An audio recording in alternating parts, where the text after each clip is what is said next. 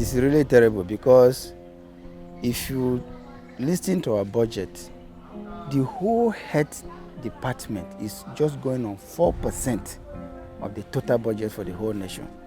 So I wonder what a nation can do with that kind of meager percentage to a very strategic department like health. But by the standard of WHO, a nurse is supposed to handle a nurse per 4 patients. But here, if you go in now, you see the crowd inside.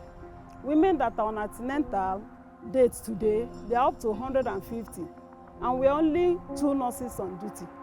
So at the end of the day, we work and work and work. Government refused employing, telling us there is no money. There is embargo on employment. So the ones that are on ground, they are overstressing themselves. The whole of this facility will have large crowd of patients trooping in morning, afternoon, night, and if you go to the nursing station, we have just 5 nurses. A shift, apart from the morning that other staff are with us, it is just 2 staff per shift. And you are made to attend to as many patients that comes in with that number of 2. You imagine last week that I'm doing work, we were 2 on duty. I have a delivery and 1 person is in OPD. The patient we put on the bed was screening that the drip has finished.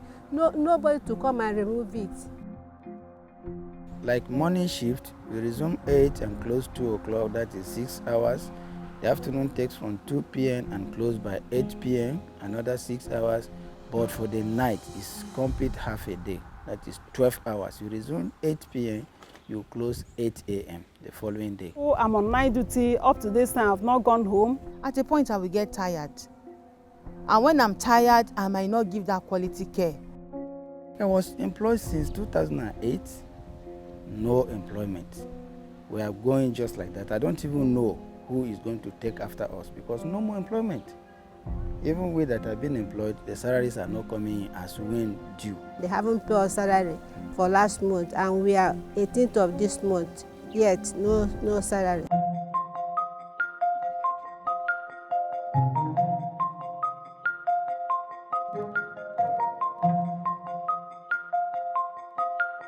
Before now, when it was 18,000 naira, it was meaningful.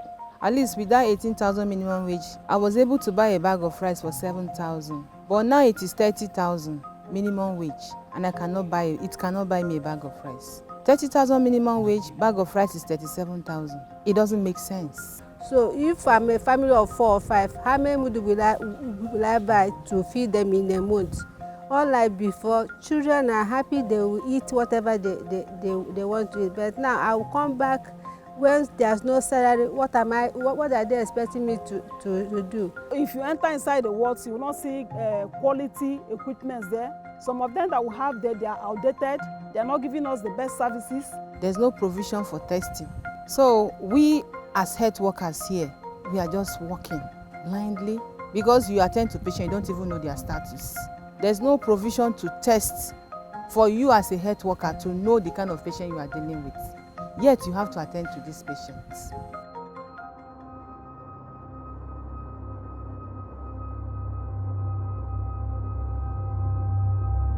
During that crisis of COVID-19, as a matter of fact, we were not provided with PPE. We were not provided with.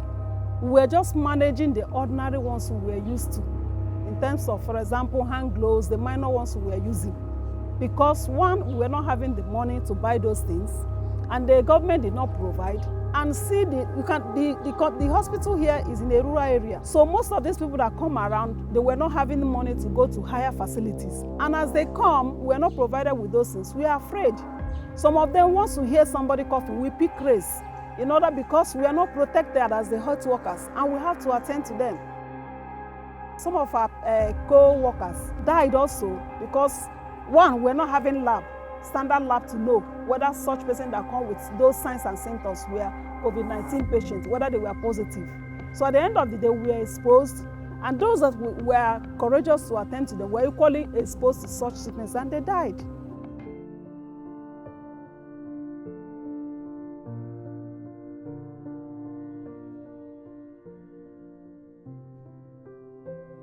They should lift up embargo on employment so that we that are working, if they employ, we'll be able to, at least the workload will be less on us that have been working in the past decade. My unsincere appeal to IMF loan, if they must give loan, let there be a soft landing for the countries, especially the developing countries. I think their aim is to make the country grow.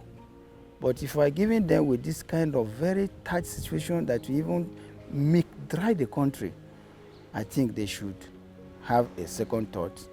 And instead of giving those stringent conditions, they should lessen it and allow the country to operate the way the citizen will feel the positive impact of the loan they are giving to those countries they think they want to help. Going forward, I hope to see a reformed atmosphere where healthcare services will be provided, where whatever fund that is budgeted for health should be invested in health.